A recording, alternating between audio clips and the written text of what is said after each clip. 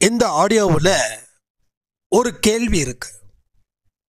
அந்த கேள்விக்கு உரிய பதில்கள் உங்க வாழ்க்கையை மாற்ற போகுது. இது சரியான பதிவு. உங்க வாழ்க்கையில் உங்க வாழ்க்கையை மாற்றணும், உங்க தீர்ப்புகளை சாய்ப்பா மாற்றணும்னு முடிவு பண்ணியிருக்காரு. அதற்கு மாற்றணுன்ற அவசியம் இருந்தா இந்த 1 மணி நேர பதிவுகளை பொறுமையா கேளுங்க. இந்த மாற்றத்தின் மூலமா நீங்க சாதாரணமான வெற்றியை சத்தியமா அடைய முடியாது. இந்த வெற்றி எப்படிப்பட்டதா இருக்குன்னா ஒரு ஹிமாலய வெற்றியை கண்டிப்பா உங்க வாழ்க்கையில இந்த ஜென்மத்தில் உங்களுக்கு வயசு இருந்துச்சுன்னா அது நடக்கும். ஒருவேளை உங்களுக்கு வயசு இல்லை, ஒரு 70-80 ஆயிடுச்சு அப்படின்னா அடுத்த ஜென்மத்தில் சீக்கிரமா உங்களுக்கு நடக்கும். எப்படியா இருந்தாலும் நமக்கு நஷ்டமே கிடையாது.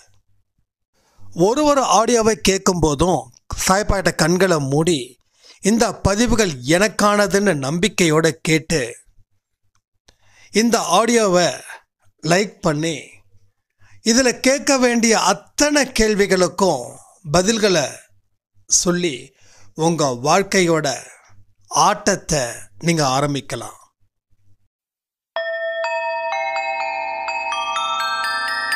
ஓம் சாயிரா சாயிரா, ஓம் சாயிரா சாயிரா, ஓம் சாயிரா சாயிரா, அன்பே சாயிரா, பேரன்பே சாயிரா, அகிலம் தளிக்க ஆத்மா விழிக்க அனுதினம் சாயிரா, எங்கள் அன்பே சாயிரா.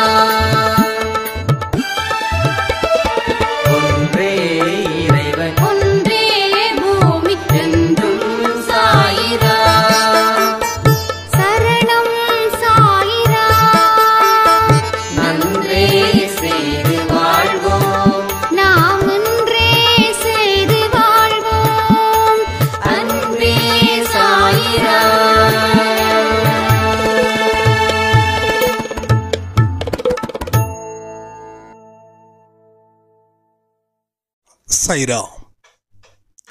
என் உயிரின் உயிரானவர்களே, தீர்ப்புகள் திருத்தப்படலாம், வாழ்க்கையில வெளிச்சமும் வரலாம். தீர்ப்புகள் உங்களுக்கு திருத்தப்படணும் அப்படின்னு ஆர்வம் இருந்துச்சுன்னா கடவுள் மேல முழு நம்பிக்கை வைங்க. இல்லை பரவாயில்ல, என் வாழ்க்கை இப்படியே போகணும் அப்படின்னு நீங்கள் முடிவு பண்ணிட்டா இதை பற்றி நீங்கள் கவலைப்படாமல் உங்கள் வேலைகளை தொடர்ந்து செய்யுங்க. மாற்றத்தை ஏற்படுத்துவதும் ஏற்படுத்தாதவதும் உங்கள் கையில் இருக்கு. என் வாழ்க்கையில் தீர்ப்புகள் மாற்றப்படணும்னு நான் நினைக்கிறேன். அதற்கு தகுந்த மாதிரி என் வாழ்க்கை பாதையை நான் மாற்றி அமைக்கிறேன். ஸோ நீங்களும் மாற்றி அமைச்சிங்க, உங்கள் தீர்ப்புகள் 100% திருத்தப்படும். உங்களுக்கு கடவுள் எழுதிட்டாரு. என்ன தெரியுமா? உன்னோட பாவம் பெருசு, நீ உன் பாவத்தை திருத்த முயற்சி பண்ணல, நீ மறுபடியும் பாவத்தை செஞ்சுக்கிட்டு இருக்க. உன் வாழ்க்கை பாதையை மாற்றி அமைக்காத வரைக்கும் உனக்கு தீர்ப்புகளை நான் என்ன கொடுக்கிறேனோ அதுதான், அதை மாற்ற முடியாது. இப்ப மாற்றக்கூடிய அதிகாரம் எனக்கு இருக்குது. அந்த அதிகாரம் யாருக்கு அந்த அதிகாரத்தை நான் கொடுக்க முடியும்னா, எந்த மனுஷனுடைய வாழ்க்கை மாறணும்னு நினைச்சு அவன் நல்வழியில தன்னை ஈடுபடுத்திக்கிறானோ அவனுக்கு மட்டும்தான் அந்த தீர்ப்புகளை என்னால் எழுதி மாற்றி அமைக்க முடியும். அவருக்கு அந்த அதிகாரத்தை கடவுளுக்கு இருக்குது. அந்த அதிகாரம் அவருக்கு இருக்குது. யாராலையும் அந்த அதிகாரம் கொடுக்கப்படாது. அவராக எடுத்துக்கிட்டார் அந்த அதிகாரத்தை. ஏன்னா அவர் நீதியின் பக்கம் நிற்கிறவர், அநியாயத்தோட பக்கம் நிற்க மாட்டார். இன்னைக்கு உலகத்தில் ஏன் இவ்வளோ அநியாயம் நடக்குது? எல்லா மனுஷனும் பாவம் செய்ய தயாராயிட்டான். பல வருஷத்துக்கு முன்னாடி குடி அப்படின்றது ஊருக்கு வெளியில இருக்கும்.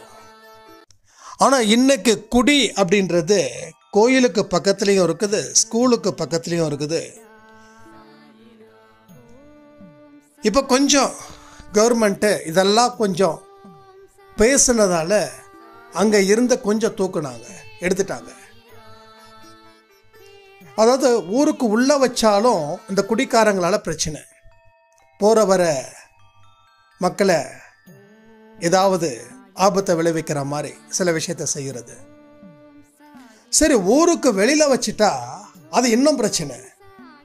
ஏன்னா அண்ணனுங்க தெளிவா போறாங்க, ஃபுல்லா சரக்கு அடிச்சுட்டு அந்த ஊருக்கு வெளியில அந்த கடை இருக்கிறதால ஊருக்குள்ள வர்றதுக்கு 5 கிலோமீட்டர் 6 கிலோமீட்டர் டிராவல் பண்ணும்போது எப்படி போதையோட டிராவல் பண்ணா கீழே விடாம இருக்கிறது. ஸோ கவர்மெண்ட்டுக்கு இந்த பக்கமும் பிரச்சனை, அந்த பக்கமும் பிரச்சனை. ஆனால் குடிக்காரர்களுக்கு கொண்டாட்டம். ஆனால் இன்னைக்கு குடிக்கிறத பெருமையாக நினைக்கக்கூடிய மனுஷன் இன்னைக்கு வாழ ஆரம்பிச்சிட்டான். குடி இல்லையா, நீ எல்லாம் எதுக்கு மனுஷனா பிறக்கணும்? நீ என்ன சுகத்தை கண்ட? குடிச்சு பாரு அப்படின்ற மாதிரி இன்னைக்கு இது ஒரு நாகரிகம் மிக்க ஒரு பானமா மாறிடுச்சு. அப்ப அநியாயம் செய்யறவங்க மனுஷங்க நிறைய வந்துட்டாங்க. இப்ப அந்த அநியாயம் செய்யறவன் எப்ப திருந்துறான் தெரியுமா? வாழ்க்கையில தன்னால எதையுமே முடியாது, தனக்கு மேல ஒரு பெரிய சக்தி இருக்குது, அந்த சக்தி தான் என்னை காப்பாற்றணும். அப்பதான் அவனுக்கு புரியுது.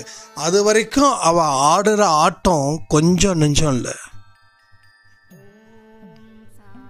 ரத்தம் சுண்டுச்சுன்னா ஆட்டம் குறையும். அடுத்தவங்களை எதிர்பார்க்க ஆரம்பிச்சிட்டன்னா ஆட்டம் குறையும். 20 வயசுல இருந்த சுறுசுறுப்பு 80 இல்லை. ஏன்னா வயோதிகம்.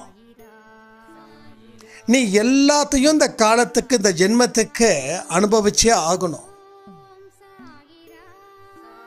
அந்த மாதிரியான கட்டாயத்தின் பேரில் நான் எதுக்கு வாடணும்னு நீங்க கேள்விகள் கேளுங்க, பதில்கள் கிடைக்கும். நிறைய பேருக்கு கேள்விகளுக்கு பதிலே கிடைக்கல.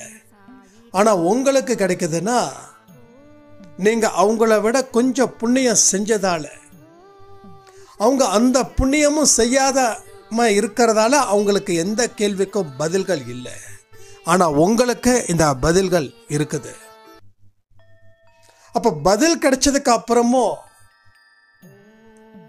நம்ம வாழ்க்கை பாதையை மாத்தலைன்னா யார் பொறுப்பாக முடியும்? அப்ப எப்படி தீர்ப்புகளை மாத்தி எழுத முடியும்? சோ எத்தனை பேருக்கு தீர்ப்புகளை மாத்தி எழுதணும் அப்படின்னு நினைக்கிறீங்க? கமெண்ட் பண்றீங்களா? என்னோட வாழ்க்கைய, என்னோட தலையெழுத்த என் சாயப்பா எனக்கு மாத்தி எழுதணும், நான் தயாரா இருக்கேன். இன்னமும் எனக்கு மாத்தி எழுதல அப்படின்னு சொல்றவங்களும் கமெண்ட் பண்ணுங்க. இப்பதான் மாத்தி எழுதிக்கிட்டு இருக்கிறாருன்ற உணர்வு எனக்கு இருக்குதுன்றவங்களும் கமெண்ட் பண்ணுங்க. எனக்கு மாத்தி எழுதிட்டாரு அப்படின்னு சொல்றவங்களும் கமெண்ட் பண்ணுங்க. ஏன்னா 3 விதத்துல நம்ம தெரிஞ்சுக்கலாம். இன்னமும் எழுதலையா? இப்பதான் உங்களை ஸ்கூலில் சேர்க்கிறாங்க. எழுதிக்கிட்டு இருக்கிறீங்களா? சாரி, எழுதிக்கிட்டு இருக்காரா? இப்பதான் நீங்க படிச்சுக்கிட்டு இருக்கீங்க, இன்னும் படிப்பு முடியல. எழுதி முடிச்சுட்டாரா? படிப்பு முடிஞ்சிடுச்சு. சரி, தீர்ப்பு எழுதி முடிச்சிட்டாருன்னா ஒரு மனுஷனோட வாழ்க்கை எப்படி இருக்குன்றதை நான் சொல்கிறேன். இதை வச்சு நீங்கள் எந்த கிரேடில் இருக்கீங்கன்னு பார்த்துக்கோங்க. ஏ கிரேடா, பி கிரேடா, இல்லை சி கிரேடா? இந்த எந்த கிரேடுன்றதை எனக்கு கமெண்ட்டில் வேணும். A or B or C, இதை மட்டும் சொல்லுங்கள். தீர்ப்புகளை மாற்றி எழுதிட்டாரு அப்படின்னா உங்கள் வாழ்க்கை எப்படி இருக்கும்? ரொம்ப கவனமாக கவனிக்கணும். முதல்ல மனசுல அமைதி பொங்கும். ரெண்டாவது நிம்மதி இருக்கும். மூணாவது யாராவது ஊசியை வச்சு குத்தினா கூட அவங்க மேல நீங்க எந்த விதத்திலையும் திட்டவோ கோபப்படவோ மாட்டீங்க. ஊசின்றது யாரும் ஊசியெல்லாம் குத்த மாட்டாங்க. உங்க மனசுல தைக்கிற ஊசி இருக்கே, என்ன ஊசி? அந்த ஊசி. உங்க மன ரீதியா காயப்படுத்துறவங்க, அது உங்களுக்கு ஒரு துளி கூட ஃபீல் ஆகாது. துளிக்கு துளிக்கு துளின்னு ஒன்று சொல்லுவாங்க தெரியுமா? ஒரு மைக்ரோ மேக்ரோ, அந்த அளவுல கூட உங்களுக்கு எந்த விதத்திலையும் ஒரு டிஸ்டர்பன்ஸ் இருக்காது. அதுதான் உங்க வாழ்க்கைய சாயப்பா மாத்தி எழுதிட்டாரு அப்படின்ற ஒரு விஷயம். அது எல்லாமே இயல்பா இருக்கும். உங்களை மதிக்கிறவனும் மதிக்காதவனும் ஒரே மாதிரியா நீங்க பார்ப்பீங்க. உங்க கஷ்டத்தை கொடுக்கிறவனும் உங்களுக்கு சந்தோஷத்தை கொடுக்கிறவனும் ஒரே மாதிரியா பார்ப்பீங்க.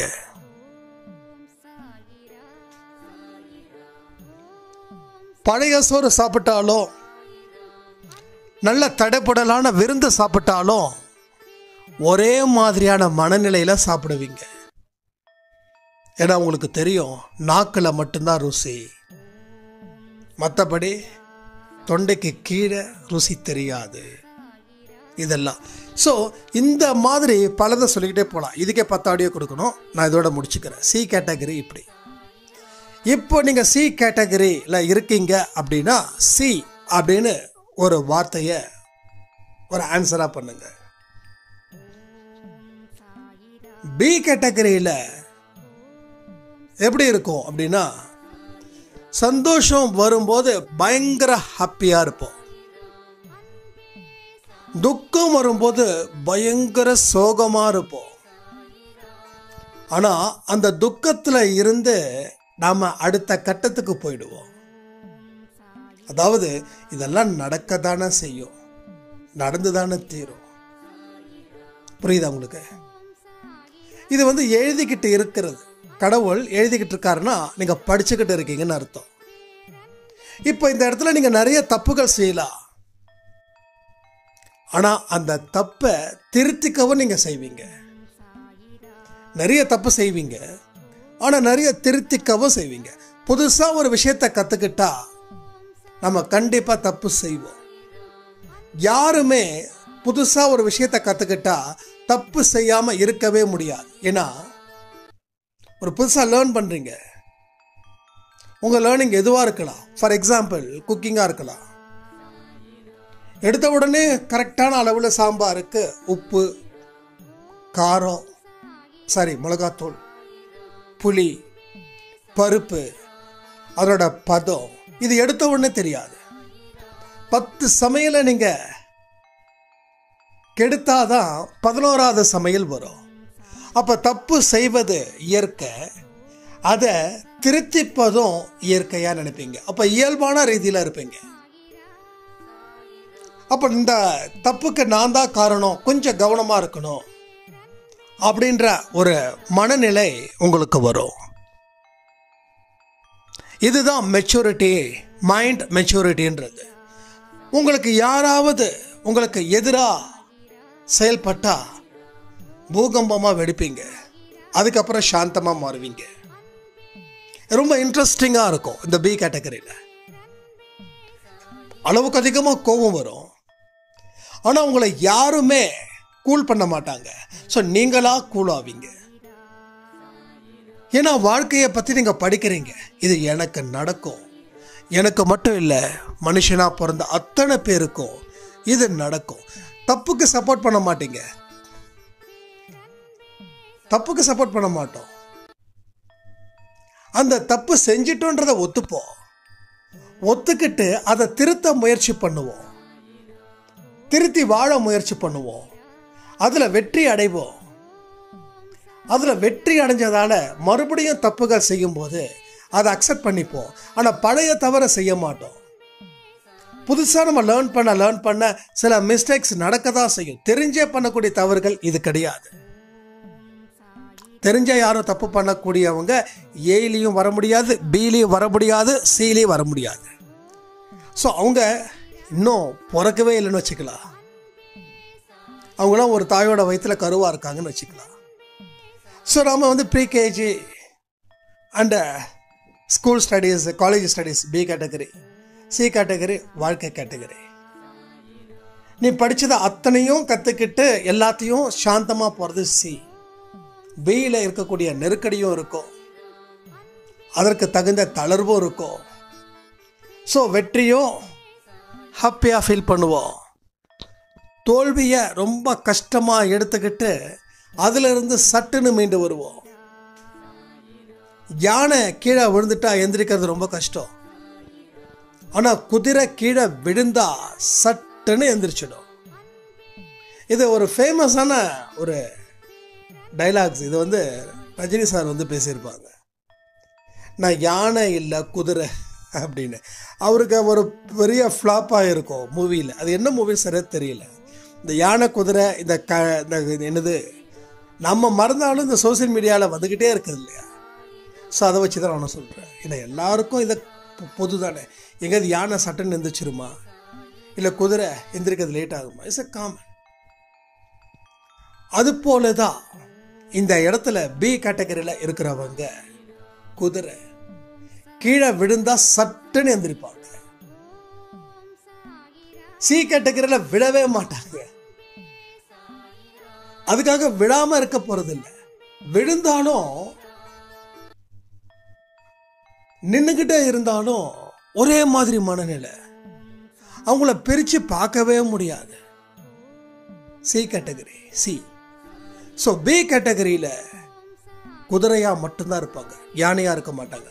ஆமா, விழுந்த எந்திரிச்ச என்ன பிரச்சனை, நான் சால்வ் பண்ணிக்கிறேன், கடவுள் இருக்கா. ஸோ கடவுள் பலத்தையும் தன் பலத்தையும் முழுசா நம்பக்கூடியவங்க பி கேட்டகரி. பி.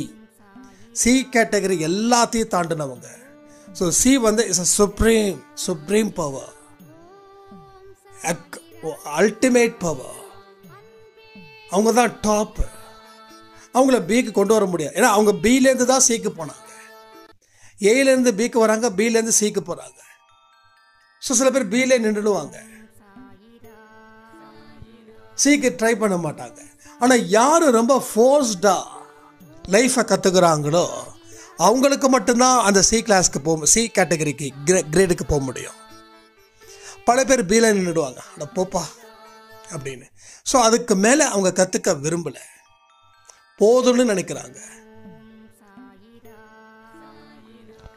ஆனால் இது பரவாயில்ல. ஏ கேட்டகரியை விட பி கேட்டகரி எவ்வளவோ பரவாயில்ல, 50% பாஸ். ஸோ இது எல்லாம் நடந்துச்சுன்னா அது 100% is a B category. So துக்கம் வந்தாலும் யாராவது ஒருத்தவங்க கூல் பண்ணாதான் நான் வருவேன் அப்படின்றதுலாம் இல்லை. தனக்கு தானே கூல் பண்ணிப்பாங்க, நடந்ததை மறந்துடுவாங்க, நடப்பவையில் மட்டும் கவனத்தை வைப்பாங்க.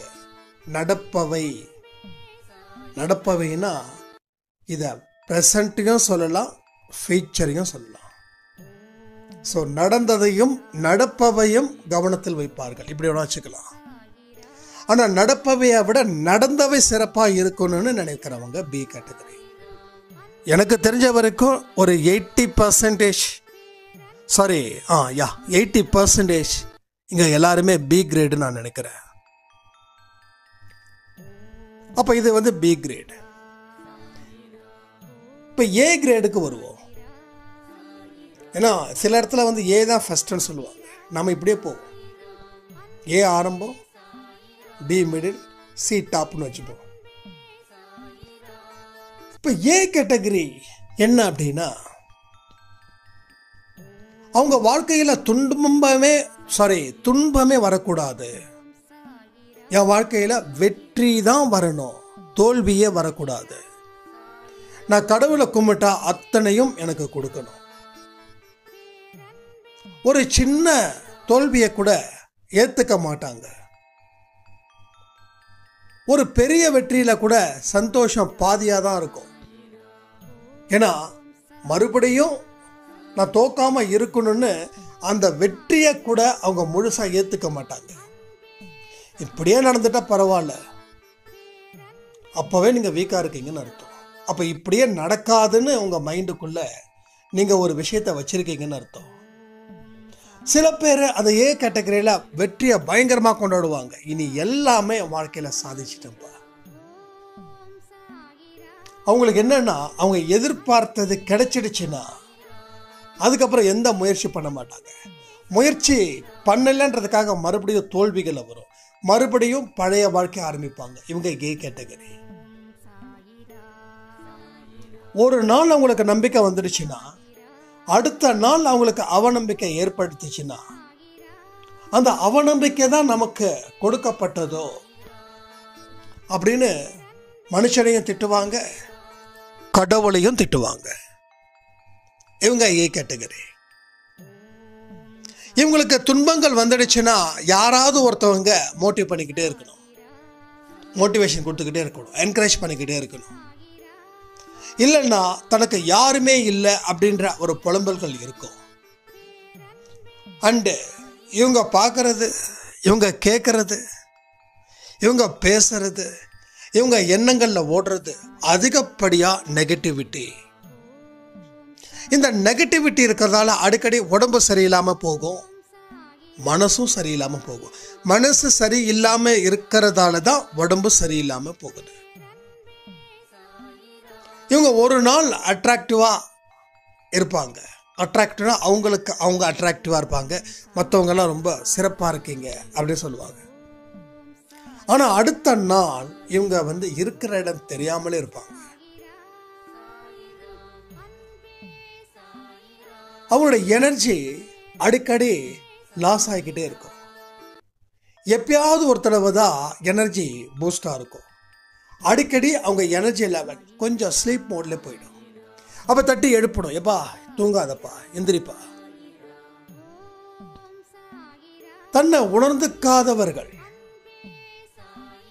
தன் வாழ்க்கையை பற்றியும் தன் கர்மாவை பற்றியும் தன் பாவங்களை பற்றியும் உணராதவர்கள், எல்லாத்துக்கும் அடுத்தவங்க மேலே பழிய சுமத்தக்கூடியவர்கள் தான் இந்த ஏ கேட்டகரி.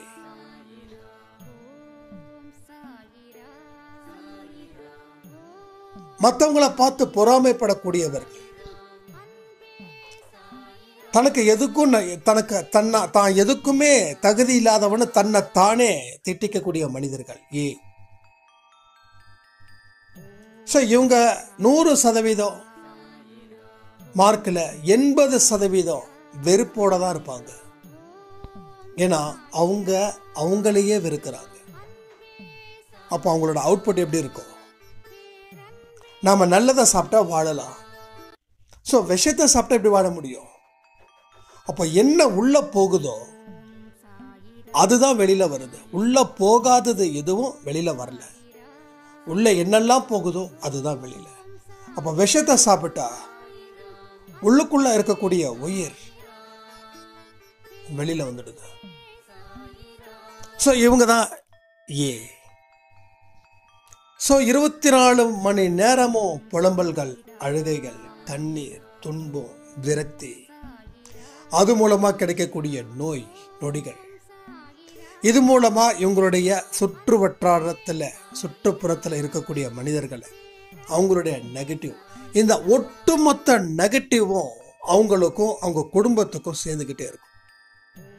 ஏன்னா குடும்பத்தில் ஒருத்தவங்க கூட மாறணும் அப்படின்னு இப்போ வரைக்கும் நினைக்கல. அதனால தான் என் பொண்ணுக்கு பிரச்சனை, என் பையனுக்கு பிரச்சனை, என் மருமகனுக்கு பிரச்சனை, என் மருமகளுக்கு பிரச்சனை, என் வீட்டுக்காரர் பிரச்சனை, என் மனைவி பிரச்சனை, மாமனார் பிரச்சனை, மாமியார் பிரச்சனை, நாத்தனார் பிரச்சனை, நண்பர்கள் பிரச்சனை, பிரச்சனை பிரச்சனை பிரச்சனை பிரச்சனை பிரச்சனை பிரச்சனை பிரச்சனை. இவங்க அதிகமாக சொல்லக்கூடிய வார்த்தை இந்த பிரச்சனை தான். ஒன்றும் இல்லை, ஒரு நல்ல விஷயத்துக்கு யாராவது நம்மக்கிட்ட கேட்குறாங்கன்னு வச்சுக்கோங்க. அப்போ நம்ம என்ன பேசுகிறோம் தெரியுமா? அதெல்லாம் ஒன்றும் பிரச்சனை இல்லை, முடிச்சிடலாம். அது என்ன பிரச்சனை? ஒன்றும் ப்ராப்ளம் இல்லைங்க, நாங்கள் ரெடி பண்ணி கொடுக்குறோம். ஒன்றும் பிரச்சனை இல்லை, நீங்கள் எப்போ வேணாலும் வரலாம். ஒன்றும் பிரச்சனை இல்லை, நான் எப்போ வேணாலும் உங்களுக்கு காசு கொடுப்பேன். ஒன்றும் பிரச்சனை இல்லை, நீங்கள் மெதுவாக கொடுங்க. இது எதுக்கு? ஏன் அந்த மோசமான வார்த்தை உள்ள வருது? இது எல்லாருக்குமே ஒரு நாளைக்கு அந்த வார்த்தைகளை, எனக்கே ரொம்ப கஷ்டமாக இருக்கும் அன்பே சாயல் ஆடியோ கொடுக்கும்போது. இந்த பிரச்சனை, துன்பம், கடன், கண்ணீர், வேற நான் எப்படி நான் கூட சொல்ல முடியும்? சார் எதை வச்சு நான் சொல்ல முடியும்? அப்போ வேற வழி இல்லாமல் தான் நான் சொல்கிறேன். நாம் எல்லாரும் புரிஞ்சுக்கணுன்றதுக்காக தான் அந்த வார்த்தையை நான் சொல்ல வேண்டிய ஒரு கட்டாயம் எனக்கு இருக்கு. ஓகே, அப்போ நீங்கள் எந்தெந்த நெகட்டிவிட்டியை அதிகமாக யூஸ் பண்ணுறீங்களோ அதை நீங்கள் குறைக்க முயற்சி பண்ணணும். ஆனால் அந்த ஏ கிரேடில் இருக்கிறவங்க எப்போ பார்த்தாலும் எனக்கு அங்கே ஒரு பிரச்சனை, அங்கே ஒரு பஞ்சாயத்து, அங்கே வம்புக்கு இழுத்தாங்க, இங்கே பிரச்சனை பண்ணாங்க, அங்கே பிரச்சனை பண்ணாங்க, என்னமோ உலகத்தில் இவர் தான் எல்லாத்தையும் சால்வ் பண்ணுற ஒரு மாதிரி தன்னை தான் ஒரு பெரிய அத்தனை பிரச்சனையை தீர்க்கக்கூடியவரா இவர் தன்னை உருவகப்படுத்தி வெளியில் சொல்லி சொல்லி சொல்லி சொல்லி கடைசியில் என்ன ஆகுது? சொன்ன அத்தனையும் திருப்பி இந்த மனுஷனுக்கே திரும்புது. சில பேர் என்ன பண்ணுவாங்க? தன்னை உயர்ந்த இடத்துல காட்டிப்பாங்க. தன்னால தான் எல்லாத்தையும் மாற்ற முடியும், திருத்த முடியும். அதனால சும்மா கதை அடின்னு அடிப்பாங்க. நான் அப்படி, நான் இப்படி, எல்லாருடைய பிரச்சனையை தீர்க்கறதுக்குள்ளே போதும்னு ஆயிடுதுன்னு அப்படியே மிகப்பெரிய அளவில் சொல்லுவாங்க. ஆனால் திருப்பி ஒட்டு மொத்தமாக இவர் என்னென்னலாம் சொன்னாரோ அது அத்தனையும் வந்து தாக்கும். யாரு தேவையில்லாத விஷயத்துக்கு பிரச்சனை, அதை நான் தீர்த்தேன், இதை நான் தீர்த்தேன்னு சொல்கிறாங்களோ அவங்களுக்கு திருப்பி அவங்கள அது தாக்கிட்டு போய்கிட்டே இருக்கும். ஸோ என்ன உள்ளே எடுக்கிறோமோ அதுதான் வெளியில் வருதுன்னு நான் சொன்னேன் இல்லையா? அதுதான். ஸோ நல்லா யோசிச்சு பாருங்க, எத்தனை பேர் இந்த கேட்டகரியில் வரீங்க? நீங்கள் ஏவா, பியா, இல்லை சியா? ஆனால் ஒரு விஷயத்தை தெளிவாக சொல்கிறேன், இந்த விஷயம் உங்கள் காதுக்குள்ளே போயிருக்குது. இதை எல்லாராலையும் பார்க்க முடியாது. என்ன தமிழில் சொல்கிறாங்கன்னு நினைக்கிறீங்களா? எஸ், சில விஷயங்கள் இது எல்லாருமே கேட்டால் நல்லா இருக்கும்னு தோணும். ஆனால் என் மைண்டுக்குள்ளே ஒன்று தோணும், இது எல்லாராலையும் நிச்சயமாக கேட்க முடியாது. சில பேருக்கு இன்னமும் கர்மா வசூல் பண்ண வேண்டிய விதங்கள் எல்லாம் இருக்குது. இப்போ நான் இந்த ஆடியோவை சொல்கிறேன், இந்த ஆடியோவில் நீங்கள் என்ன கிரேடுன்னு நீங்கள் பார்க்குறீங்க. உங்களுக்குள்ள ஒரு சுய பரிசோதனை நடக்குது, சுய கேள்விகள் கேட்குறீங்க, அதுக்கு உண்டான சுய பதில்களும் உங்களுக்கு சாயப்பாக்கிட்டேருந்து கிடைக்குது. அப்போ நீங்கள் உங்கள் வாழ்க்கையை மாற்றணும் அப்படின்னு முயற்சி பண்ணுறீங்க. முயற்சி பண்ணால் உங்கள் வாழ்க்கை மாறும், தீர்ப்புகளும் திருத்தப்படலாம். ஆனால் அந்த ஆனான்ற ஒரு தானே ப்ராப்ளமாக இருக்கு.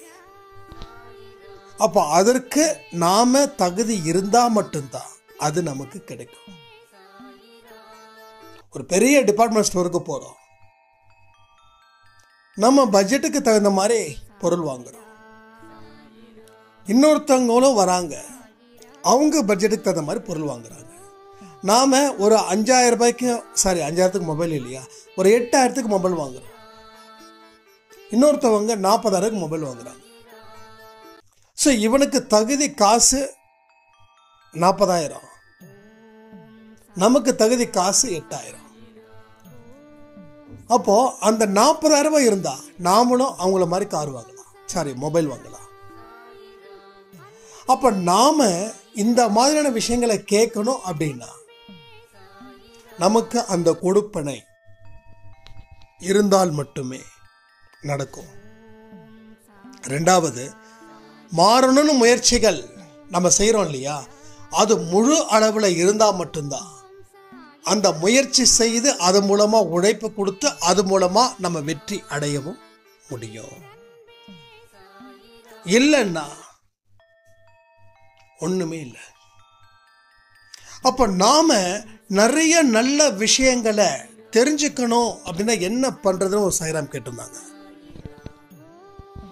நான் நிறைய நல்ல விஷயங்களை தெரிஞ்சுக்கணும், அப்போ தான் என் வாழ்க்கை மாறும், அது எனக்கு தெரியுது. ஆனால் நல்ல விஷயங்களை நான் எங்கே போய் தெரிஞ்சுக்கிறதுன்னு கேட்டாங்க.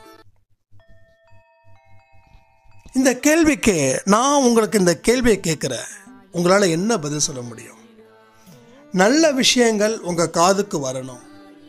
அன்பே சாய் ஆடியோவில் இருக்கிற அத்தனையும் கேட்பதற்கு உங்கள் மனது தயாராக இருக்கணும், அதுக்கு நேரம் தயாராக இருக்கணும், அதற்கு தகுந்த முயற்சி இருக்கணும், அதுக்கு தகுந்த உழைப்பு இருக்கணும், அதுக்கு தகுந்த முடிவு இருக்கணும். இது எத்தனை பேருக்கு இப்படிப்பட்ட விஷயங்கள் எனக்கு ஆசை இருக்குது, ஆனால் என்ன செஞ்சால் எனக்கு கிடைக்கும், என்ன செஞ்சால் கிடைக்காது, இதை மட்டும் கொஞ்சம் கமெண்ட் பண்ணுங்க. It's very easy. நான் சொல்லிடுறேன், வெரி வெரி ஈஸி. இனிமேல் என்ன பண்ணலான்னா ஒரு அன்பே சாய் ஆடியோ கேட்கும்போதும் ஒரு கேள்வியோட அந்த பதிலை முடிப்போம். அடுத்த நாள் அந்த பதிலோட அந்த ஆடியோவை தொடங்கலாம். ஓகே? அப்போ நல்ல விஷயங்கள் உங்கள் காதுக்கு வரணும்னா என்ன செஞ்சால் காதுக்கு வரும்? நான் சொல்கிறேன், நல்ல விஷயங்கள் உங்களுக்கு வரணும்னா ஒரே விஷயம், நீங்கள் நல்லதை மட்டுமே செய்யணும், நல்லதை மட்டுமே நினைக்கணும், நல்லதை மட்டுமே கேட்கணும். ஸோ நல்லதை செஞ்சால், மனசு நல்லது கொண்டு வந்தால் எல்லாமே ஆட்டோமேட்டிக்காக நீங்கள் உங்களுக்கு வரும். இதை தாண்டி நல்ல மனிதர்களும் உங்களுக்கு பாதுகாப்பு வளையமாக இருப்பாங்க. யாரு? நல்ல மனிதர்களும். நேற்று ஒருத்தர் சொன்னார், அவர் சொன்னது சாயப்பா சொன்ன வார்த்தையாக நான் நினைக்கிறேன். இந்த ஊருக்கு நீங்கள் நல்ல சக்ஸஸாக இருக்கீங்க, உண்மையிலே ரொம்ப சந்தோஷமாக இருக்கு. நல்ல மனசு இருந்தால் எல்லாமே நல்லதே நடக்கும். இந்த ஆஃபீஸ்க்கு வந்தீங்க, இந்த ஆஃபீஸ் எப்படி இருந்ததுன்றது எனக்கு, ஆனால் அவர் 5-10 வருஷமாக நம்ம ஆஃபீஸ் பக்கத்தில் தான் இருந்தார், நம்ம வர்றதுக்கு முன்னாடியிலேருந்தே இருக்கார். ஜஸ்ட் ஒரு 2 நிமிஷம் மட்டும் தான் பேசணும், 2 நிமிஷம்.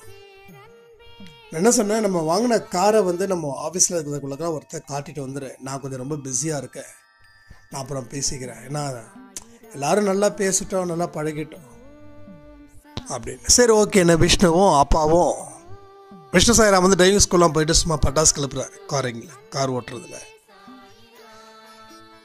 அப்போ அவர் நான் அன்றைக்கி நான் போகலைன்றதால அடுத்த நாள் நான் ஆஃபீஸ்க்கு போகிறேன்.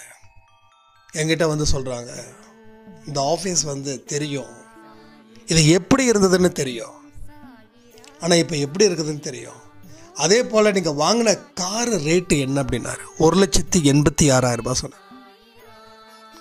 ரொம்ப சூப்பர், நல்லா இருந்தது. கார் உள்ளே உட்காந்தா காரோட சவுண்டு கூட கேட்கல, அவ்வளோ நல்லா, அவ்வளோ அம்சமாக இருந்தது. ஸோ நல்ல மனசு இருந்தால் எல்லாமே நல்லதே நடக்கும் அப்படின்னு சாயப்பா சொன்னக்கூடிய வார்த்தைகளை அவர் எனக்கு சொன்னாங்க. அப்போ நான் யோசிக்கிறேன், இப்போ ஆடியோ கொடுக்கும்போது 5 வருஷத்துக்கு முன்னாடி என்னை சுற்றியும் மனிதர்கள் தான் இருந்தாங்க, இப்பையும் என்னை சுற்றி மனிதர்கள் தான் இருக்காங்க. ஆனால் அந்த மனிதர்கள் கூண்டோடு போயிட்டாங்க. இன்னைக்கு இருக்கக்கூடிய மனிதர்கள் ஒரு பாதுகாப்பு வளையத்தில் இருக்காங்க. ஸோ நம்ம ஆஃபீஸ் சம்மந்தப்பட்ட ஒரு சொந்தமாக இருக்கட்டும், என் உயிருக்கு உயிரான சொந்தமாக இருக்கக்கூடிய அன்பே சாய் சொந்தமாக இருக்கட்டும், நட்பு வட்டாரமாக இருக்கட்டும், ஒரு பெரிய பாதுகாப்பு வளையத்தோட என்னை கொண்டு வராங்க. அப்படின்னா நம்ம நல்லதை மட்டும்தான் செய்யணுன்ற வேகத்தில் இருந்தோம், வைராக்கியத்தில் இருந்தோம், முடிவை பற்றி கவலைப்படலை. முடிவு என்னவோ அது கடவுளுக்கு இருக்கட்டுமே, கடவுள் என்ன கொடுத்தாலும் அதை ஏற்றுக்கலான்னு அந்த மைண்ட் செட்டில் நம்ம இருந்ததால அத்தனையும் பொறுத்துக்கிட்டோம், துன்பத்தையும் கஷ்டத்தையும் இன்றைக்கி கூட நான் விஷ்ணு சாயிட்ட சொன்னேன். 2019 ஜனவரி மாதம் இந்த ஊருக்கு குடி வந்தோம். ஏப்ரல் மாதத்தில் 2019 ஏப்ரலில் வீட்டுக்கார அம்மா 10:30 மணிக்கு ஃபோன் பண்ணி நைட்டு, தம்பி வீட்டு வாடகை முடிஞ்சால் கொடுங்கப்பா, இல்லைன்னா காலி பண்ணிவிடுங்க. ஏன்னா நீங்கள் ஒரு மாதம் வாடகை அடுத்தடுத்த மாதம் வாங்குறதா இருக்குது. அப்போ ஒரு மாதம் பெண்டிங்கில் காட்டுது.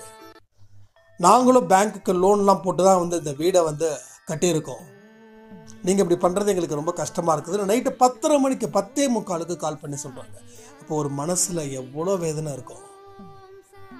அடுத்த நாள் காலையில்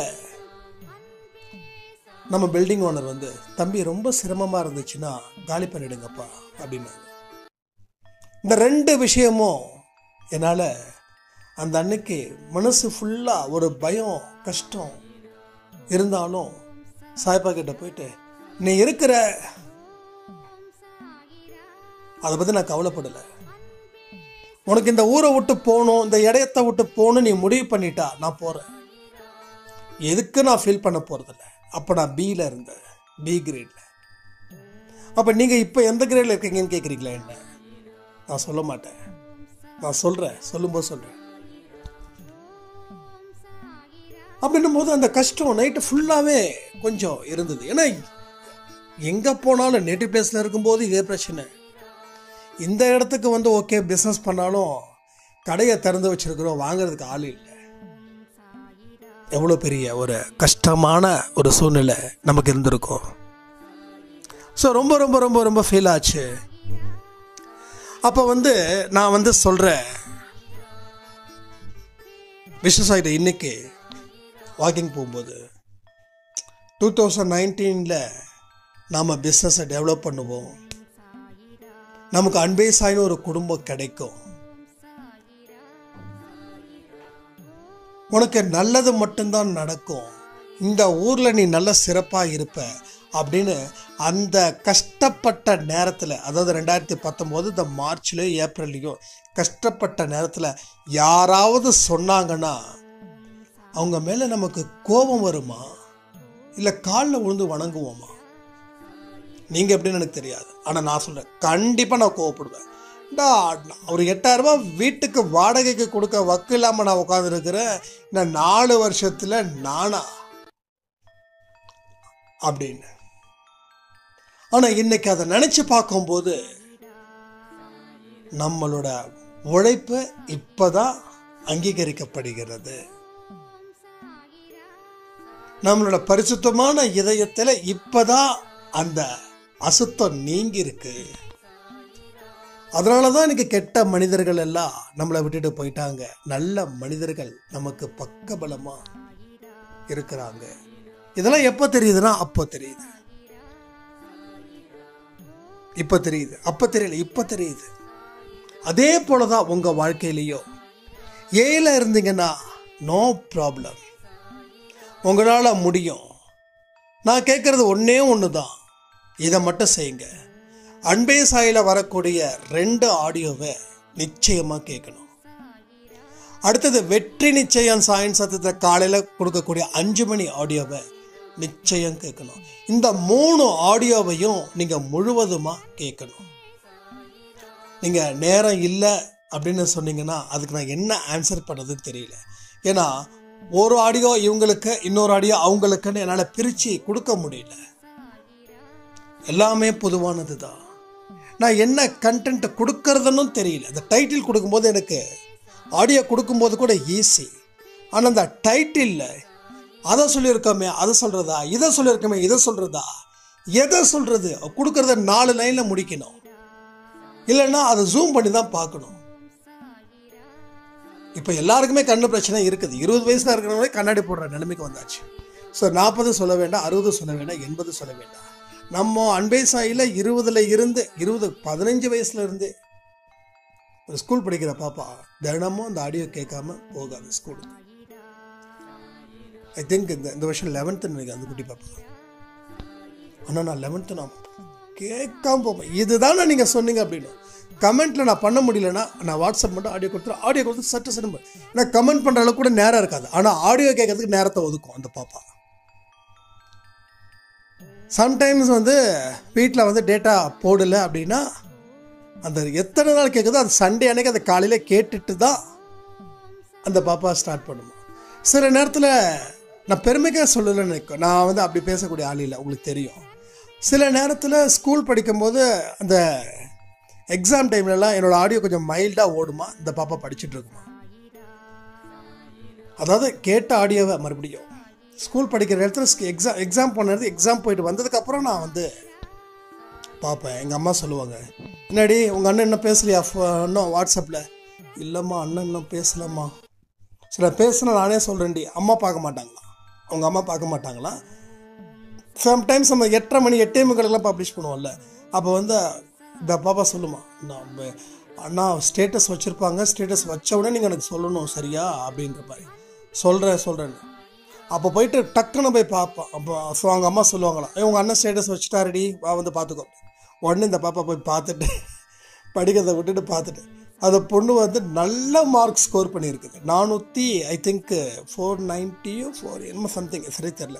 கிட்டத்தட்ட 90% நான் எடுத்திருக்கேன்னா எங்கள் வீட்டில் எல்லாருக்கும் ஒரு பெரிய ஷாக்கிங்கு. நான் வந்து எப்படி படிப்புன்றது எங்கள் குடும்பத்துக்கே தெரியும். என்னோடய ரிலேட்டிவ்கிட்டலாம் சொன்னேன், என்ன பாப்பா நீ மார்க் அதிகமாக சொல்கிறியா, 100 மார்க் அப்படின்னு கிண்டல் பண்ணாங்க. எதுக்கு சொல்கிறேன்னா, எதை நீங்கள் உறுதியாக மனசில் வைக்கிறீங்களோ அது உறுதியான வெற்றியை கொடுக்கும். அவ்வளோதான். நான் அதை அன்பே சாயை பார்த்தா மட்டும்தான் நான் சொல்லலை, நம்ம இந்த குடும்பத்தில் இருக்கோம். அதனால் நான் சொல்கிறேன், உங்களுக்கு என்ன விருப்பமோ, எது உங்கள் மனசுக்கு நல்லதுன்னு படுதோ அந்த ஆடியோவை கேளுங்க. என்னை விட இன்னும் நிறைய பேர் நல்லபடியாக சூப்பராக செமையாக, நானாவது 40 நிமிஷம், சில பேர் 8 நிமிஷம் 10 நிமிஷத்தில் பேசுகிறவங்களாம் இருக்காங்க. ஸோ அவங்களது இன்னும் எக்ஸலண்ட்டாக நிச்சயமாக இருக்கும். தாராளமாக கேளுங்க. நமக்கு தேவை ஒன்றே ஒன்று தான். நீங்கள் எங்கே இருந்தாலும் யார் அன்பே சாய் குடும்பம், அது ஒன்று தான் நான் எதிர்பார்க்குறது. நீங்கள் எதை வேணாலும் கேளுங்க. ஒரு ஜீசஸ் பற்றி ஒரு ஆடியோ யாராவது கொடுக்குறாங்களா கேளுங்க. குரானை பற்றி சாய்பாபா பற்றி எத்தனையோ பேர் நம்ம சாய்பாபா அட்வைஸில் வந்து அந்த ஒரு கண்டென்ட்டில் வந்து பேசுகிறாங்க. தாராளமாக கேளுங்க, தப்பே கிடையாது. ஆனால் நம்ம அன்பே சாய் குடும்பத்துக்கு ஒத்துப்போகுதான்னு பாருங்கள். இன்னும் அந்த சில பேர் விரதம் இருக்கிறது அதை பற்றி இதை பற்றிலாம் கொஞ்சம் உங்கள் இஷ்டம், நான் வந்து சொல்லலை. ஆனால் சாய்ப்பா சொன்னதை மட்டும்தான் நான் இங்கே பேசுகிறேன். அப்படி யாரும் அப்படி சொல்ல மாட்டாங்க. அப்படி யாராவது சொன்னாங்கன்னா அது கொஞ்சம் அதை மட்டும் ஸ்கிப் பண்ணிவிடுங்க. ஸோ இப்படிப்பட்ட சூழ்நிலையை நம்ம உருவாக்கி நம்ம வாழ்ந்த வாழ்க்கை எப்படி தெரியுமா இருக்கும், நிச்சயமாக சொல்கிறேன், நம்ம சீக்கும் வந்துடலாம். ஆக மொத்தம் நாம் முயற்சி செய்தால் வெற்றி பெறலாம் அப்படின்னு நீங்கள் நினைக்கணும். முயற்சி செஞ்சால் மட்டும்தான் வெற்றி பெற முடியும்னு நினைக்கணும். முயற்சி ஒன்று தான் நம்ம வாழ்க்கையில் லட்சியத்தை அடைய முடியும் அப்படின்னு நம்ம நினைக்கணும். ஸோ முயற்சியை தாண்டி வேற எதை செஞ்சாலும் அது நமக்கு நிரந்தரமான தீர்வு ஆகாது. ஒருத்தவங்க உதவி செய்கிறாங்க அப்படின்னா சந்தோஷம், உண்மையில சந்தோஷம், ரொம்ப ஹாப்பி. ஃபார் எக்ஸாம்பிள், இன்னைக்கு ஒரு 10,000 ரூபாய் நான் வந்து ஒருத்தங்க கிட்ட கேட்குறேன், கடனாக கொடுங்க, ரொம்ப அர்ஜென்ட்டு, ரொம்ப எமர்ஜென்சி அப்படின்னு. அவங்களும் 10,000 கொடுக்குறாங்க. காசு வாங்கின உடனே எனக்கு அளவில்லாத சந்தோஷம். நான் யாருக்கு நன்றி செலுத்துகிறேன்? கொடுத்தவனுக்கு நன்றி செலுத்துகிறேன், கடவுளுக்கு நன்றி செலுத்துகிறேன். இது மாதிரி என்னோட நன்றி உணர்ச்சி மாறிக்கிட்டே இருக்குது, அதிகரிச்சுக்கிட்டே இருக்குது. கடவுள் மாதிரி எனக்கு வந்து கொடுத்தாருப்பா அப்படின்னு நம்ம நினைக்கிறோம். கடவுள் மாதிரி கொடுத்தாரு, கடவுளை தாண்டி அவரை வணங்குவோம். ஏன்னா ஆபத்து காலத்தில் உதவி செஞ்சாங்க, நான் இல்லைன்னு சொல்லலை. ஆபத்து காலத்தில் உதவி செஞ்சாங்க. ஸோ ஆபத்து காலத்தில் தான் உதவி செஞ்சாங்க. அதுக்காக அவருக்கும் நன்றி, கடவுளுக்கும் நன்றி, இந்த படைச்ச பிரபஞ்சத்துக்கும் நன்றி, எல்லாருக்கும் நன்றி. ஆனால் அந்த உதவி எனக்கு நிரந்தரமாக இருக்குமா? அந்த நேரத்துக்கு எனக்கு திக்குச்சு, சாப்பிடும்போது தண்ணி குடித்தேன், அவ்வளோதான். அப்போ தண்ணிக்கு நன்றி தான். இப்போ மறுபடியும் திக்காதுன்றது எனக்கு தெரியாது, மறுபடியும் திக்கும். அப்போ மறுபடியும் நான் தண்ணி குடிக்கணும். அப்போ உதவி எப்போ வேணாலும் தேவைப்படும், எங்கே வேணாலும் தேவைப்படும், எப்படி வேணாலும் தேவைப்படும். அப்போ அந்த உதவியை நம்ம மற்றவங்க கிட்ட வாங்கிக்கிட்டே இருந்தோம் அப்படின்னா அது நிரந்தரமாக இல்லை. ஒரு தடவை உதவி நம்ம கேட்டிருக்கோம், எந்த சூழ்நிலையில் அந்த உதவி கேட்டோம், மறுபடியும் நம்ம வாழ்க்கையில் இனி உதவி கேட்கக்கூடாது, உதவி செய்கிற அளவுக்கு நாம் இருக்கணும் அப்படின்னா நாம் என்ன பண்ணுவோம்னா உழைக்க முயற்சி பண்ணுவோம். ஏன் நம்ம உழைக்கக்கூடாது? அப்போ நம்ம உழைக்காமல் இல்லையா? நம்ம உழைக்கிறோம். ஸோ உழைச்சும் ஏன் நம்ம கையேந்தக்கூடிய நிலைமை? அப்போ உழைக்கிறது பத்தல, இல்லை உழைக்கிறதுல கவனத்தை வைக்கல, இல்லை ஒரு நாள் முழுவதும் நம்ம உழைக்கல, மாதம் முழுவதும் உழைக்கல. ஏன்னா எனக்கு வந்திருக்கக்கூடிய உழைக்கிறதுன்றது, ஒரு ஒர்க் பண்ணுறதுன்றது வாரத்தில் ஒரு நாளோ வாரத்தில் 2 நாளோ இல்லை மாதத்தில் 1 நாளோ தான் வருது. அப்போ தினமும் எனக்கு வேலை இருந்தால் எனக்கு தினமும் காசு வரும். தினமும் காசு வந்துச்சுன்னா என் குடும்பத்துக்கு அது பயன்படும். அப்படி இருக்கிற ஸ்டேஜில் நான் என்ன பார்த்துப்பேன்? என் குடும்பத்தை பார்த்துப்பேன், என் குடும்பத்தில் இருக்கக்கூடிய செலவுகளை நான் பார்த்துப்பேன், கொஞ்சம் எடுத்து வைப்பேன். இப்போ செலவுகளை சரி கட்டுற அளவுக்கு நான் சம்பாதிச்சிட்டேன். ஆனால் இது பத்துமா? பத்தாது. ஏன் பத்தாது? இன்றைக்கி இருக்கக்கூடிய செலவுகளை சமாளிச்சிட்டோம். நாளைக்கு ஏதாவது பெரிய செலவுகள் வந்துடுச்சுன்னா அதுக்கு என்ன பண்ணுவேன்? அப்போ என்ன பண்ணணும்? கொஞ்சம் சேர்த்து வைக்கணும். சேர்த்து வைக்கிறதே இது மாதிரி எமர்ஜென்சி டைமில் தான். சில பேர் சொல்லுவாங்க, ரொம்ப வருஷமாக சேர்த்து வச்சேன் தம்பி, ஆனால் கடைசியில் இந்த செலவுக்கு போயிடுச்சு, இதை ஃபீல் பண்ணுறாங்க. அப்போ சேர்த்து வச்சது எதுக்கு? சேர்த்து வச்சதை செலவு பண்ணுறோன்னா அப்போ அந்த சேர்த்து வச்சதை நம்ம எதுக்கோ ஒரு பயனாக இருக்கிறதுக்கு தான் செலவு பண்ணுறோம். ஆனால் அதுக்கு கூட நமக்கு வருத்தம், இவ்வளோ கஷ்டப்பட்டு சேர்த்து வச்சேன், கடைசியில் எல்லாம் ஹாஸ்பிட்டல் செலவுக்காக போயிடுச்சு. அப்போ நீங்கள் சேர்த்து வச்சதால் யாருக்கிட்டையும் நீங்கள் உதவி கேட்கல. அந்த சேர்த்து வச்ச பணம் நம்ம அதுக்கு தான் நம்ம சேர்த்து வைக்கிறோம். எந்த விஷயங்களும் எந்த சம்பவங்களும் நடக்கலைன்னா சந்தோஷம், சேர்த்து வச்சு தான் இன்னொருத்தங்கிட்ட கொடுத்துருவோம். ஆனால் நமக்கு என்ன வேணாலும் எப்படி வேணாலும் நடக்கும். ஒரு ஹாஸ்பிட்டலில் ஒரு குழந்தைய கூட்டிட்டு போனாவே குறைஞ்சது 1000-2000 ஆகுது. ஸோ அதுக்கு முன்னாடி என்னாச்சு? 100 ரூபா டாக்டர் ஃபீஸு, 100 ரூபா மாத்திரை மருந்து, இப்படி இருந்தது. 200 ரூபா, அதிகபட்சமாக 500 ரூபா, அது அதிகம், ரொம்ப ரொம்ப அதிகம். எப்போ? அப்போ நிறைய கிளினிக் இருந்தது. ஆனால் இன்னைக்கு கிளினிக்கே இல்லை, இன்னைக்கு எல்லாமே ஸ்பெஷாலிட்டி தான். அப்போ கிளினிக்கில் வச்சிருந்த டாக்டர்ஸ் எல்லாம் பெரிய ஹாஸ்பிட்டல்கிட்ட போயிட்டாங்க. ஏன்னா எனக்கு தெரிஞ்ச ஒரு MBBS டாக்டர் கிட்ட சொன்னது இதுதான், இப்பெல்லாம் யாருமே வரதில்லைப்பா கிளினிக்கு, எல்லாருமே எங்க ஸ்பெஷலிஸ்டோ சின்ன ஒரு வலிக்கு கூட அங்கே தான் போகிறாங்க. அப்போ நாங்கள் எப்படி சும்மாவே உட்காந்து எங்களுக்கு இன்னும் ஒரு மாதிரி பைத்தியம் பிடிச்ச மாதிரி ஆகிடுது. ஒரு ரிட்டையர் ஆன ஒரு சர்ஜன்ட்டு என்கிட்ட சொல்கிறாங்க, வந்தாதானப்பா, யாருமே வரல. அப்போது என்ன ஆகுது? இங்கே உட்காந்தா நமக்கு இன்னமும் நம்ம நோயாளி ஆகிடுவோன்னு சொல்லி டாக்டருங்க என்ன பண்ணிட்டாங்க, நல்ல பிஸியஸ்டான ஹாஸ்பிட்டலில் போயிட்டு அங்கே போய் ஜாயின் பண்ணிக்கிறாங்க. ஸோ இப்போ என்ன ஆகுது? இவர் என்ன சொன்னாலும் அதை தாண்டி தான் அங்கே நடக்குது. இந்த ஸ்கேன் பண்ணுங்க, அந்த ஸ்கேன் பண்ணுங்க, நிறைய விஷயங்களை சொன்னாங்க, அது நான் சொல்ல விரும்பலை. அப்போ செலவு எப்படி வேணாலும் ஆகுது. அது இந்த காலத்தில் ஒரு நார்மலாக ஏதாவது வாங்கி சாப்பிட்டா ஃபுட் பாய்சன் ஆகிடும். ஃபுட் பாய்சன் ஆனால் 2 நாள் ஹாஸ்பிட்டலில் அட்மிட்டு, பெட்டு, ட்ரிப்பு. இது இப்போ நமக்கு சொந்தத்தில் ஒருத்தவங்களுக்கு நடந்தது. ஒரு பர்கரை சாப்பிட்டாங்க, ஒரு ஆர்டர் பண்ணி 4 பேர் சாப்பிட்டாங்க. 4 பேரில் 3 பேருக்கு ஒன்ற பிரச்சனையும் இல்லை, இவருக்கு மட்டும் ஃபுட் பாய்சன். ஏன்னா உடம்புல எதிர்ப்பு சக்தி எந்த அளவுக்கு இருக்குதோ அதுக்கு தகுந்த மாதிரி தான் அது உடம்பை அது எடுத்துக்குது. இல்லைன்னா இப்படிப்பட்ட விஷயங்கள். இப்போ என்னாச்சு? 2000-3000 செலவு. அப்போ இதையெல்லாம் யோசித்து பார்த்து தான் நான் சேர்த்து வைக்கிறதுல கொஞ்சம் கவனத்தை வைங்கன்னு சொல்கிறேன். இப்போ நான் சொன்னது தப்பா? சேர்த்து வச்ச காசு எமர்ஜென்சிக்கு பயன்படட்டும். இல்லையா நமக்கு வரல, கடவுள் புண்ணியத்தில் சந்தோஷம். வேறு யாராவது எமர்ஜென்சியாக பக்கத்து வீட்டுக்காரவங்க எதிர் வீட்டுக்காரவங்க இந்த மாதிரி ஹாஸ்பிட்டலில் குழந்தைய சேர்த்துருக்கோம், கொஞ்சம் காசு இருந்தால் கொடுங்கன்னா நீங்கள் சேர்த்து வச்ச காசில் பாதி காசு கொடுங்களேன், தப்பு இல்லைல்ல.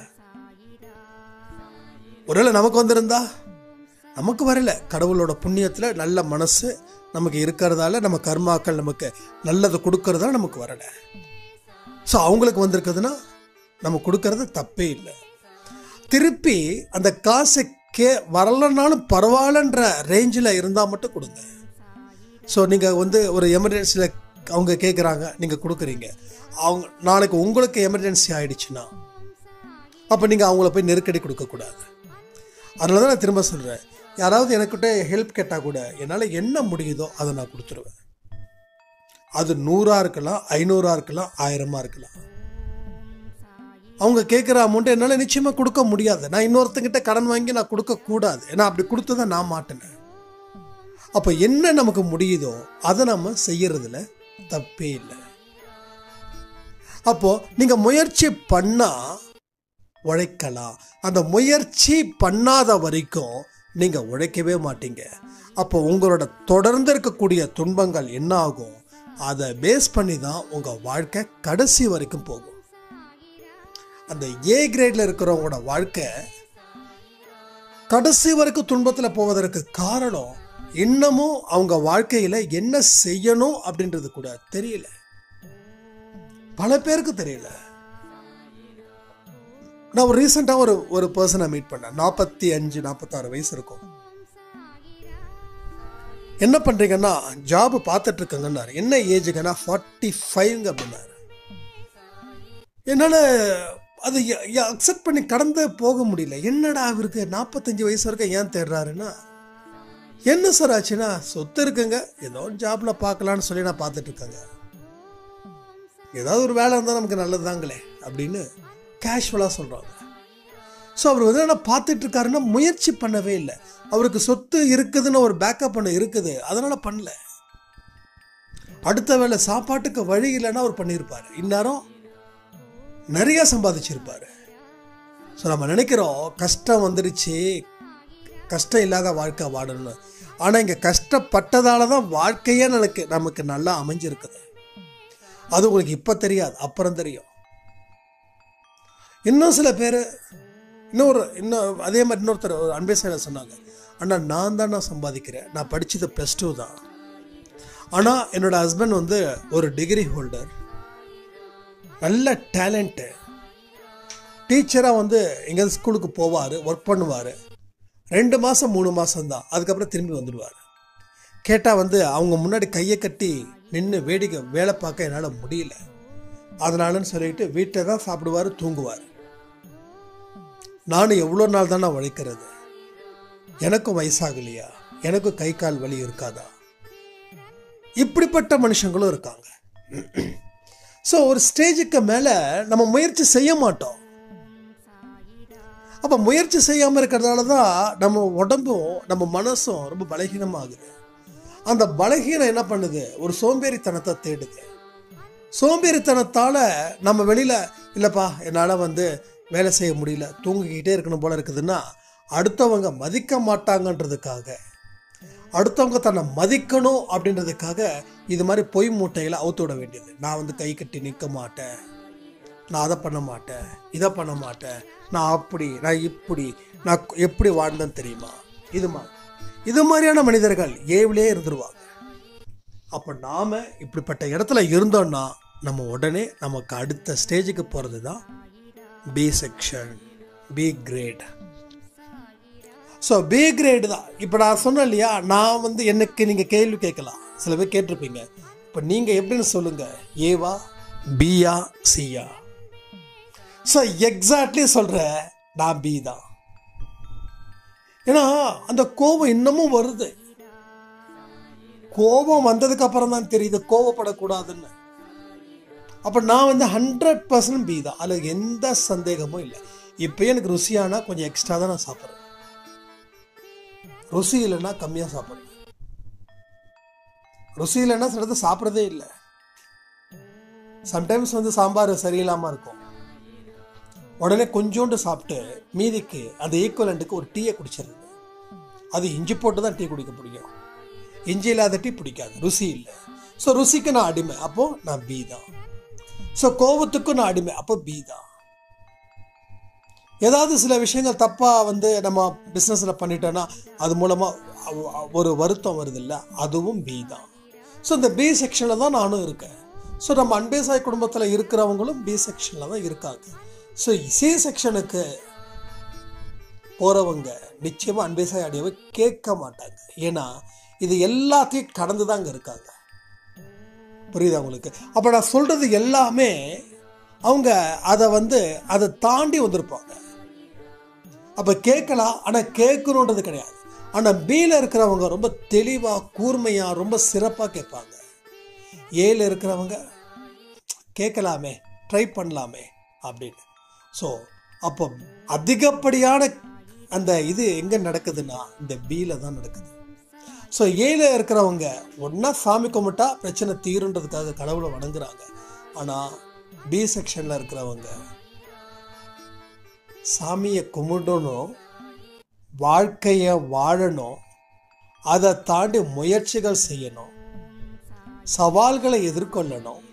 இது மாதிரி பல விதமான டாஸ்க்கு அவங்களுக்கு ஆட்டோமேட்டிக்காக வந்துடும். அப்போ இந்த பியில் தான் இன்னும் பல ஜென்மத்தில் நம்ம இருப்போம்.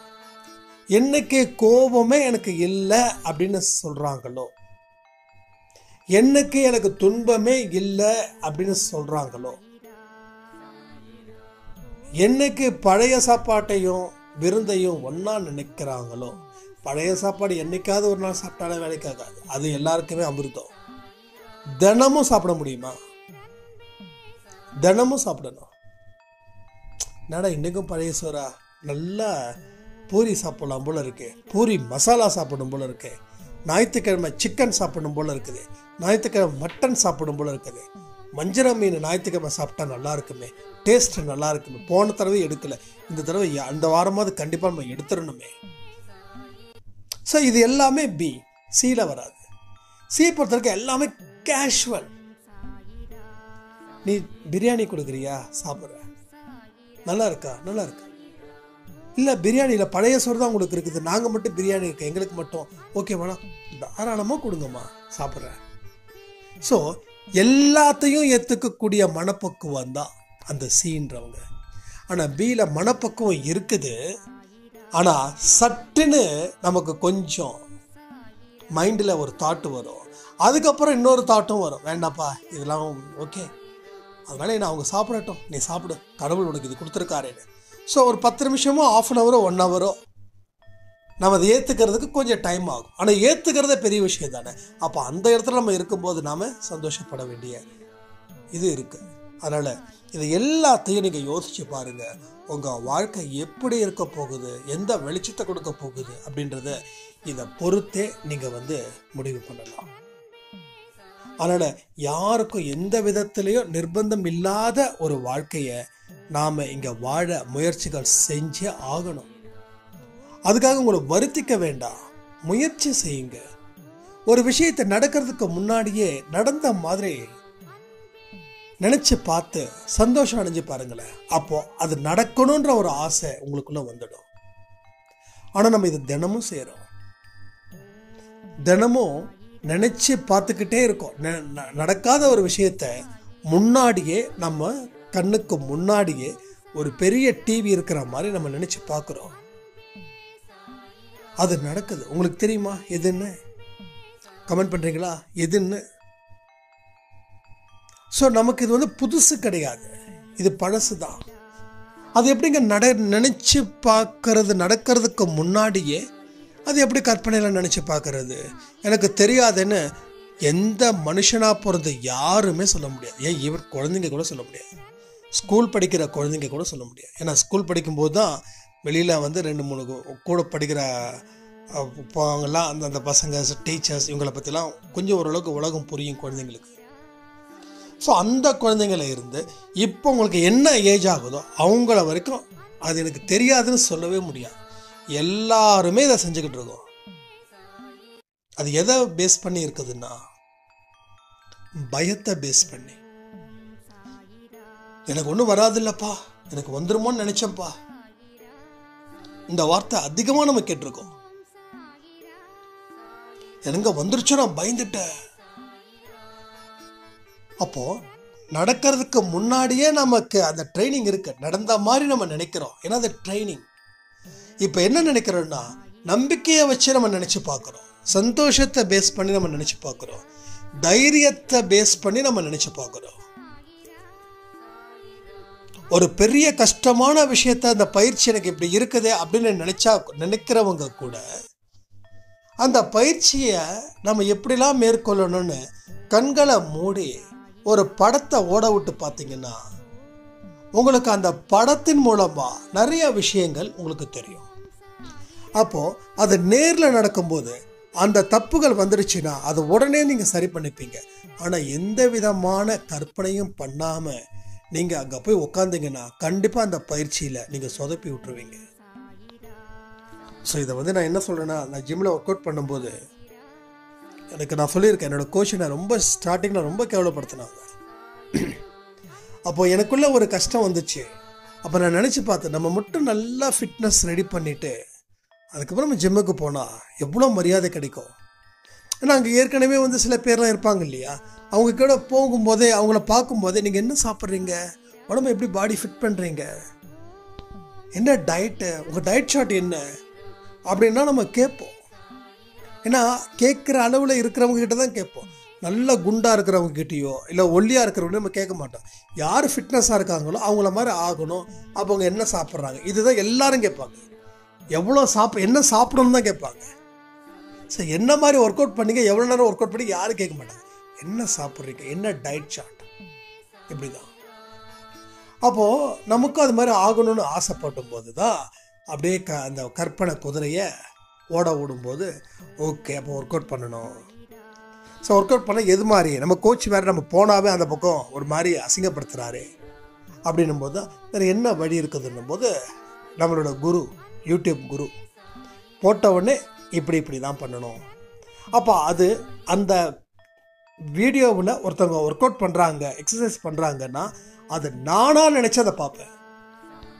அப்போ என்னோட ஈஸியாக கற்றுக்க முடிஞ்சது, அதை பற்றி ஒரு நாலேஜ் கிடைச்சிது. அப்போ அடுத்தடுத்த நாள் போகும்போது நான் என்னென்ன பார்த்தனோ அது எனக்கு உதவி பண்ணுச்சு. அப்போ நம்ம கனவுலையும் கற்பனையிலையும் அண்டு சில வீடியோ மூலமாக பார்க்கக்கூடிய பதிவுகள் நமக்கு ஒரு பயத்தை முதல்ல குறைக்குது. பயம் இல்லாமல் இருந்துச்சுனாவே எல்லாமே கற்றுக்கலாம். ஃப்ளைட்டை கூட ஓட்டலாம், ஆனால் பயம் மட்டும் இருக்கக்கூடாது. இப்போ இதை பேஸ் பண்ணி தான் நம்ம வாழ்க்கையை மாற்றணுன்ற. அதுக்கு நீங்கள் உறுதியாக இருந்தால் உங்கள் வாழ்க்கை நிச்சயமாக பெரிய அளவில் பேசக்கூடிய ஒரு நபராக நீங்கள் இருப்பீங்க. இது உண்மைன்னு சொல்லி 1 மணி நேரம் வந்ததே தெரியல, 1 ஹவருக்கு மேலே ஓடிட்டுருக்காரு. எல்லாமே நல்லது நடக்கணும், நல்லது மட்டும்தான் நம்ம அன்பே சாய் குடும்பத்துக்கு நடக்கும். நிச்சயமாக வானத்தில் இருக்கிற ஸ்டார் மாதிரி நீங்களும் ஒரு ஸ்டார் ஆகணும்னு நான் சாய்ப்பா கிட்ட பிரார்த்தனை பண்ணி இந்த ஆடியோவை நான் முடிக்கிறேன். ஜெய் சாய்ராம்.